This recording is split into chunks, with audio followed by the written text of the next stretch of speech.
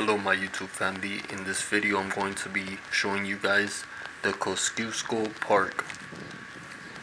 The Kosciuszko Park is a public park located on Milwaukee's south side during the late 19th century. The park was named Lincoln Avenue Park, and in 1900 it was renamed after Tadeusz Kosciuszko, a Polish military leader in the U.S. War of Independence. Kosciuszko joined George Washington's army and eventually moved up in rank and became a brigadier general in 1967. The park became an important geographic site for local civil rights struggles.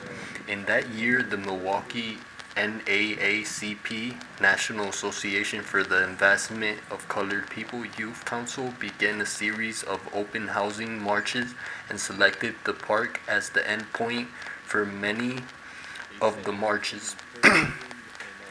The march route from the north side to the south side was symbolic because the south side did not welcome minorities as neighbors or visitors.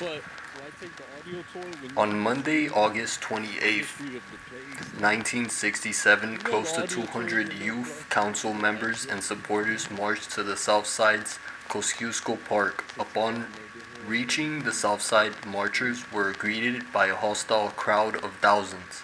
The violent mob hurled eggs, rocks, and bottles at youth council members. The heckling was so bad that the following night, the youth council again marched to the south side, determined to have its rally. This time they were confronted by even more hecklers. These counter-demonstrators held up signs and posters with derogatory messages on them, while others continuously pelted hard objects, as well as urine and feces, onto youth council members. Once across the 16th Street Bridge, the large crowd of counter-demonstrators followed the youth council to Kosciuszko Park, where the rally was to be held. The rally was very brief and for the most part consisted of Father James Gruppy commending the marchers for their bravery and dedication. During the rally, the firecracker was thrown into the rally area and injured 3 marchers. At that point, the rally ended and the marchers headed back across the bridge to the north side. One hallmark of Milwaukee County's distinctive parks is that they reflect the native landscape. Preserving waterways and woodlands as public spaces also has been positive for the region's overall ecology. Charles B. Wittnall is often credited with promoting this naturalistic approach, specifically with his 1923 countrywide parks and parkways plan. Nonetheless, others advanced such concepts before he did. Milwaukee can add another name to its roster of trailblazing environmentalists and landscape designers. A comprehensive new book, Warren H. Manning, landscape architect and environmental planner, includes a chapter about the Massachusetts natives' contributions to Milwaukee parks. Manning, 1860 to 1938, first came here with Frederick Law Olmsted, who was designing 3 parks starting around 1892. Olmsted, considered the father of American parks, was approaching retirement.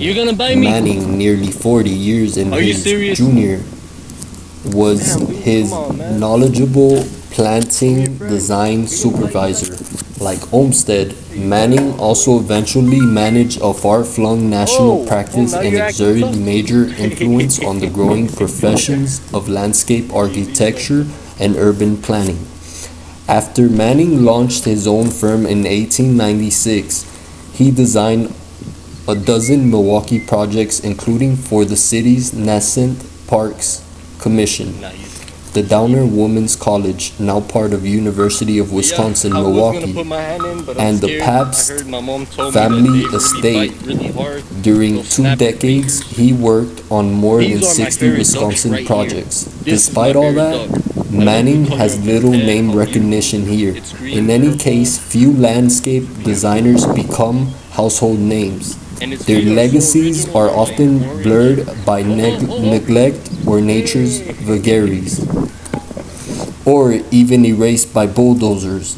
That was the fate of Manning's most celebrated Milwaukee's contribution, the sunken garden that graced Mitchell Park for 8 decades until its removal That guy over in there, he's the fishing. mid-1980s. Yeah, I wouldn't eat these. Manning started working as a boy in the renowned nursery known by his father, Jacob Warren. Alright guys, let's just Manning, go straight to the Basilica. in reading Let's mass, get on with this he story. joined Olmsted firm in 1888, and his expertise show you guys quickly a little made bit of him a nature. valued team member who reported directly to Olmsted, according to Robin Carson, one of the book's editors. That's the Basilica. You In see? the chapter on Milwaukee's parks, William Grunsman wrote, while the Olmsted firm outlined the original park system in broad strokes, it was Manning who filled in the details. Surviving legacies include stands of venerable trees in Lake and Washington Park. The first environmental planner, Manning played a major role in planning the national park system and was one of the 11 founding members of the American Society of Landscape Architects, which first met in New York in 1899. Carson writes that he was also the first environmental planner in the U.S. and developed concepts that were the underpinnings of what's now known Geographic Information System, GIS. Carson says Manning was a pioneer Wow, in look at two these principal plants, how areas: beautiful. resource-based Amazing. Wow. design and planning, and community-based participatory design. Also, like Olmsted, Manning envisioned how his landscapes would evolve far into the future. As an advisor to Milwaukee's Parks Commission, Manning was the bridge between Olmsted, whose design concepts informed the city's early parks, and Withnaw, who built upon those I like those foundations Indian as chairs, the they look father of nice. Milwaukee County Parks. The book does not say whether Manning There you knew go. Withnaw. That's the However, Basilica, both were guys. steeped in horticulture from Let's go in there, childhood let's start. and took ecological approaches Start to this landscape journey. design when Victorian formalism was still the rage. Manning's consultation on public projects in Milwaukee concluded as the early design parks were being completed. Around 1905, he worked on 1,600 projects throughout the U.S., from the modest gardens to large estates to entire cities. He also mentored many young landscape architects, including Dan Kiley, who designed gardens for the Marcus Center for the Performing Arts. Thank you all for watching till then. See you all in the next one.